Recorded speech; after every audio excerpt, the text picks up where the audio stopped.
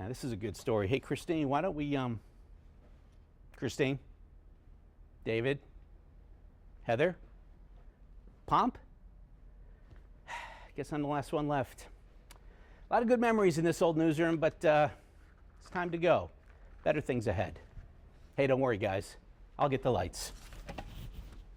Anybody here? Kim? Ray? Royce? Brianna? Guess I'm the first one here, so let me be the first to welcome you to our new newsroom and the future of KDKA. Live from the KDKA Broadcast Center, this is KDKA TV News. You're watching KDKA TV News. This is KDKA TV News. Now, the hometown advantage. You're watching KDKA TV News. Now, live from Gateway Center, this is Eyewitness News from KDKA TV 2 Pittsburgh.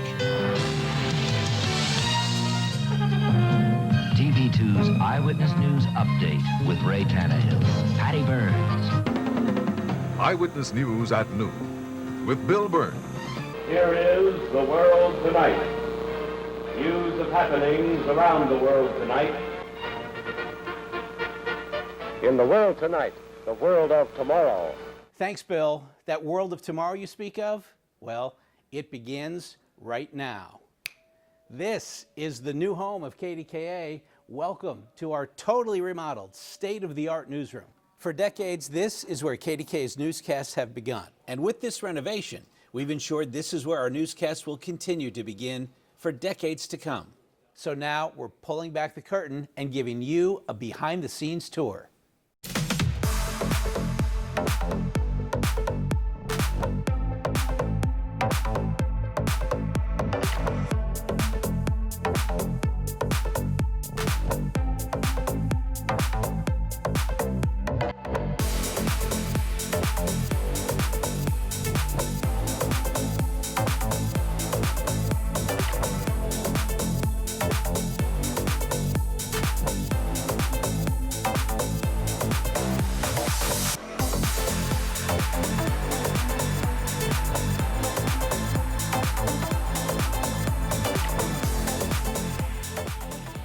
I think a workspace inspires, and in some cases it can even be aspirational. This room right here, it's about the people and where we're going to go the next 20 or 30 years.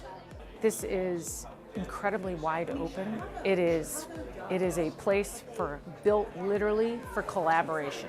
For more than 30 years, the KDKA News team has been collaborating in this newsroom on the ground floor of One Gateway Center, but perhaps never quite like this. For many of those years, our newsroom served as the backdrop for everything from reporter live shots to entire newscasts to major breaking news. But maybe you've noticed you haven't seen it in a while, and there's a reason for that. You see, after decades of use, our old newsroom was, let's just say it was worn out. History was here, but so was dust. A lot of dust, right? And now it's clean, it's open, and it creates an energy. Just check out some of these before pics and you'll no doubt agree that a makeover was well overdue.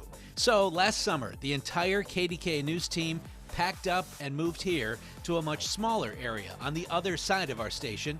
At the same time, our engineering and IT teams began the Herculean task of taking the newsroom down to the studs. The engineering and IT teams both work tirelessly. They're the offense and defensive lines. Nothing gets done without them. It started with a massive clean out of all the old, dated, dirty, dingy furniture. Then came demolition day. All of us got a chance to take a few swings before we let the experts take over. For months, construction crews worked from sunup to sundown, first gutting the place, then rebuilding it from the ground up, while also encountering a few obstacles along the way, one major one in particular. After 30 years, we found a bundle of cable about that big, and so just trying to sift through them, hoping that we didn't cut the wrong one and take anything off the air. They didn't. In fact, they kept 2 TV stations and a streaming channel up and running the entire time, and when they were done, the entire KDKA family gathered to christen our new digs. 3, 2, 1. led by sports anchor Bob Pompiani and studio technician Becky Check, who've both seen a lot in their 40-plus years here. And our beautiful new newsroom isn't the only part of this remodel. Where a long corridor of offices used to be, now sits wide open communal spaces for people to work or, get this, just hang out. And if you really want to chill out, get a load of this, our new basement lounge, complete with ping pong, Scrabble, and shuffleboard. This space used to house our art department, and before that, this was actually where the KDKA newsroom used to be back in the 1970s and 80s. You might remember seeing it in this old promo, or news updates. It's where legends like Bill and Patty Burns once walked the halls, but this is a far cry from Patty and Daddy's KDKA. The space in and of itself is beautiful, but it's actually the touches that really energize me. The technology, the care that's been put into the employee experience, and I think it's such a modern space and place now, and that kind of environment leads to that kind of reporting, that kind of storytelling, and so it's just very exciting. And we get hit all the time, right, with we're a business of communication, but we never communicate. This throws that away. We can now connect like we haven't been able to before. I think I'm just most proud of the way it looks. I mean, it's night and day difference between what it was 4 short months ago. People here take such pride in everything that they do, and pride that they are a part of covering news and making the communities of Pittsburgh and the whole area better places to live. I think that you're going to see a better product. You're going to see KDKA continue to blaze the trail in Pittsburgh and for the rest of the country to follow us in what we do. And what KDKA does better than just about any other station in this country is it doesn't rest. It's always asking, how can we serve our viewers? How can we be better storytellers? How can we be better journalists and partners in our communities and to our communities than we have been? And it's that spirit that ensures that KDKA, as a legacy brand, will continue to be a relevant one for decades to come. So, we've showed you around the new space, but how did we get here? We're going back to the future. Next. Here's to Pittsburgh. Here's to Mount Washington's view. Here's to a shot and a brew. Here's to a trip to the Strip. The flowers it fits in Pittsburgh. Here's to the houses restored and the country explored round Pittsburgh. Here's to Frisbees at Brick. Here's to fishing the creek. A game at 3 rivers and a team that delivers. Here's to skippers on Gateway Clippers. Here's to the hard hats and sparks and the north and south parts of Pittsburgh. From bocce to boating, kielbasa to stew, we're saying it's true. Here's to you. Nothing replaces experience. You see it every time you watch Eyewitness News. Most of our people grew up in this area. Our stories are your stories, and the first questions we ask are the questions you want to have answered. When you really care about the news, experience is all that counts. See us tonight. Welcome back to the fresh face of KDKA. I'm here in our newly remodeled newsroom. You know, KDKA has been in this building since the 1950s, but this isn't where it all started. It's actually our 3rd home. And longtime viewers will note that KDKA is actually our 2nd set of call letters. So let me take you all the way back to where a Dumont TV station known as wdtv first made history and show you how we got here.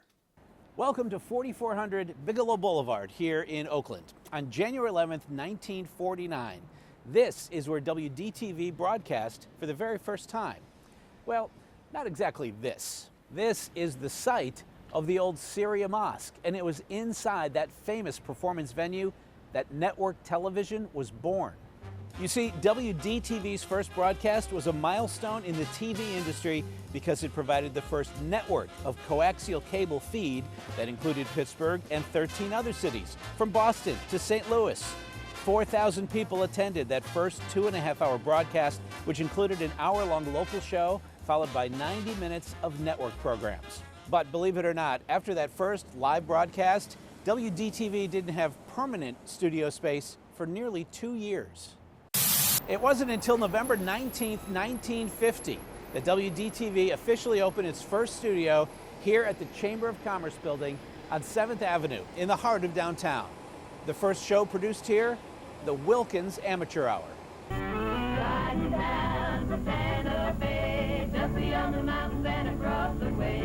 It was also here that WDTV's first live newscast began. A 5-minute newscast in the morning, 10 minutes at noon, and another 5 minutes at 11. And then on August 11th, 1952, WDTV took a major step forward with a 15-minute newscast at 11 called The World Tonight.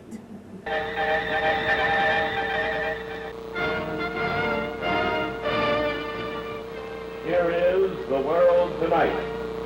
Now, it was also here where a radio newsman from KQV transitioned to television and began a 35-year run behind the anchor desk.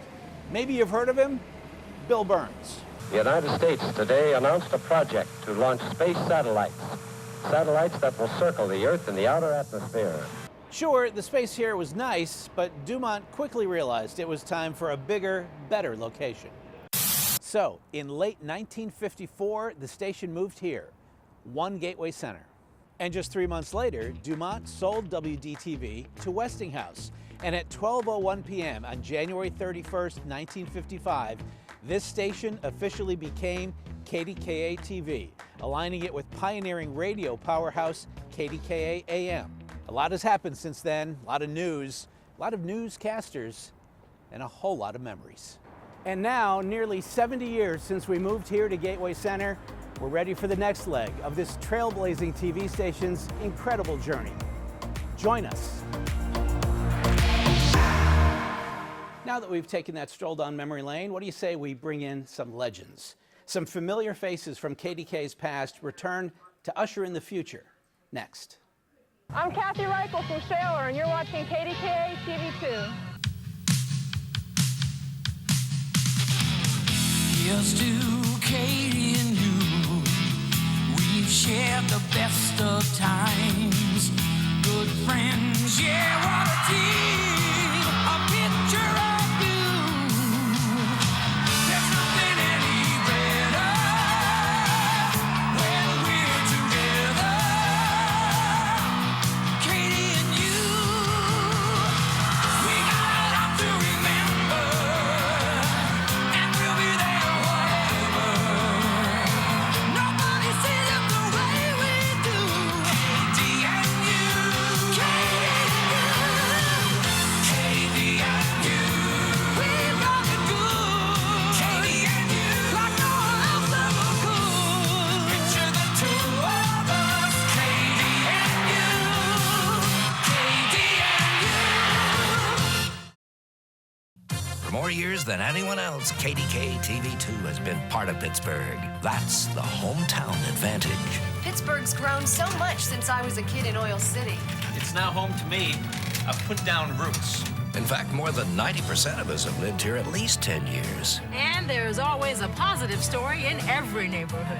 Only one station has the experience to know Pittsburgh top to bottom. Only KDKA TV 2, the hometown advantage. Welcome back to KDK's totally renovated digs here at One Gateway Center in downtown Pittsburgh. You know, KDK has been blessed over the years to have so many people spend 25, 30, even 40 years working here. So as we embark on this new chapter, we thought, let's invite a few of those KDK legends back to help us bridge the past and the future. I'd like to hear what you remember from the first time you walked in the door. I grew up in McKeesport, and at noontime, coming back for home for lunch, Bill Burns was doing the noon news then.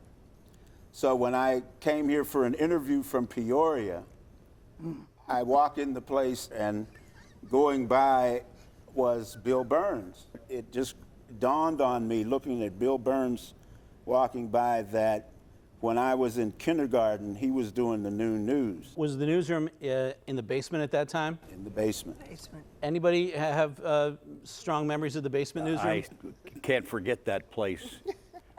First of all, we had a very large staff then, and we were confined to this very small basement with no windows. Smoking was allowed in buildings then. There was this gray haze that stood over the newsroom all day.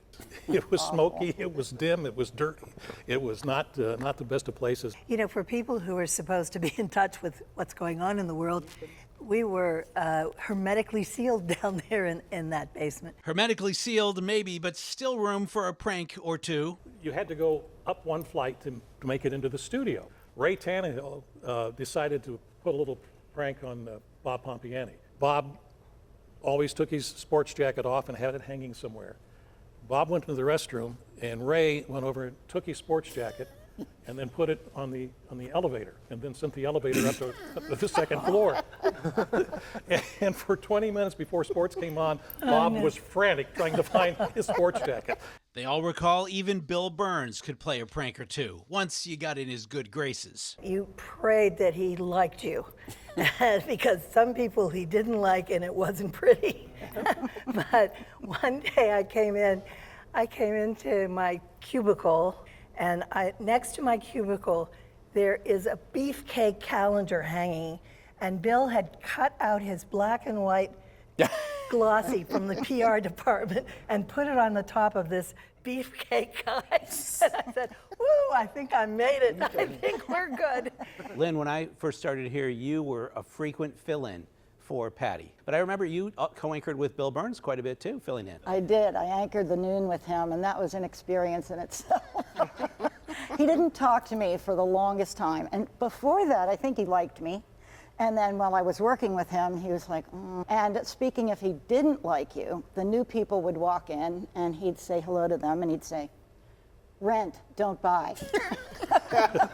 In the early 90s, the newsroom moved to the ground floor. There were sort of two power centers. There was Patty, Ray, Stacy, Patrice King Brown, and then there was the opposite end of the newsroom where Wayne Van Dyne sat. And then there was the row where I believe Harold and Mary Robb sat, along with Ralph and Dave Crawley and John Delano. And what did you guys affectionately call it? Jurassic Park.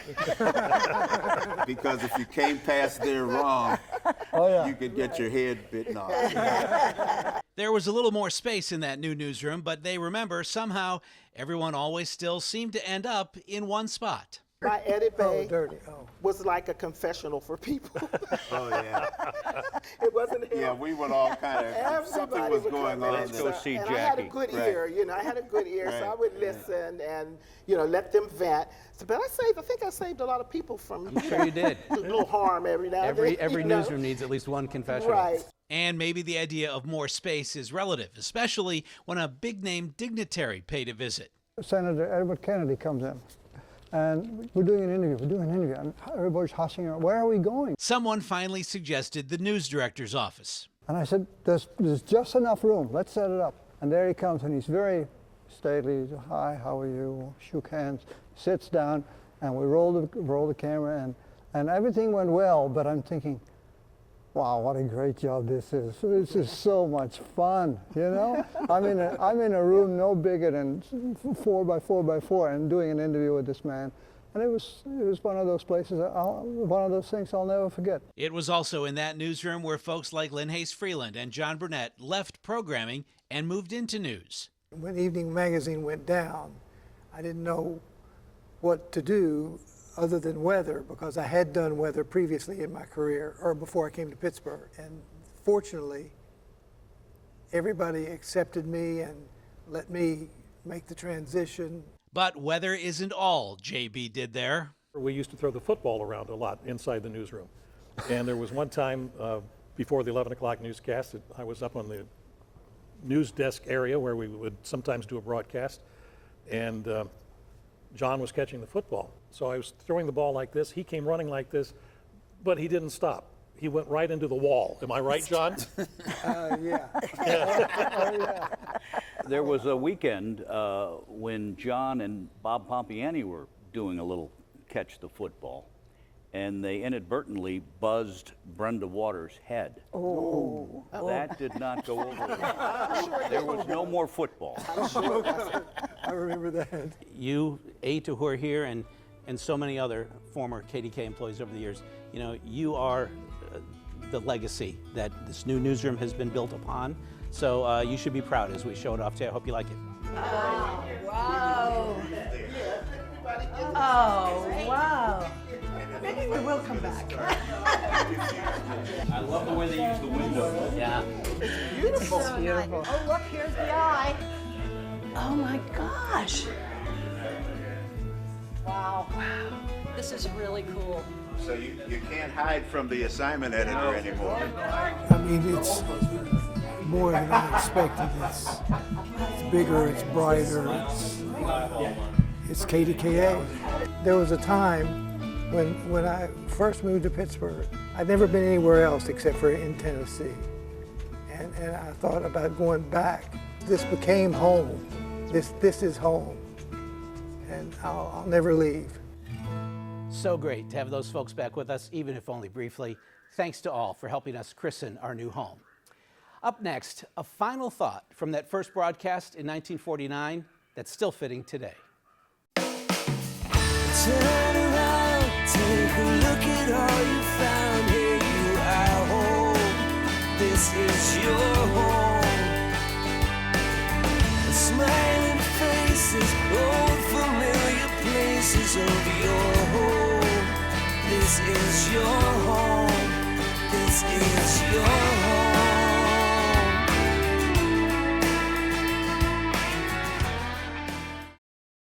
I'm coming home.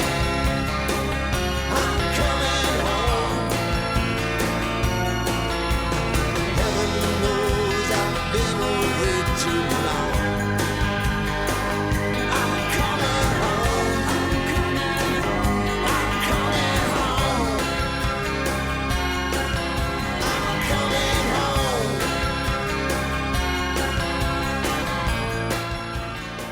As we wrap up this behind-the-scenes look at the future of KDKA, we leave you with some of the closing words from WDTV's first broadcast back in 1949. Words which, given the future of KDKA, still seem kind of fitting. We'll all remember tonight. Not only for its laughter, its thrilling entertainment, and exciting moments, but for the significance in our lives. Tonight, we are standing on the threshold of a new era. A wondrous future that may well knit the peoples of all the world into one bond of brotherhood. Like the golden spike that linked the nation by rail. It's the golden triangle of Pittsburgh. That symbolizes the electronic link. In the largest television network in history. All of us at KDKA are proud of this station's rich history. We're excited to see what comes next. And more than anything, we're honored to be here for you, the community we serve. Thank you for turning to us. Thank you for trusting us. And now, if you'll excuse us, we've got some work to do. Newsroom, Rice.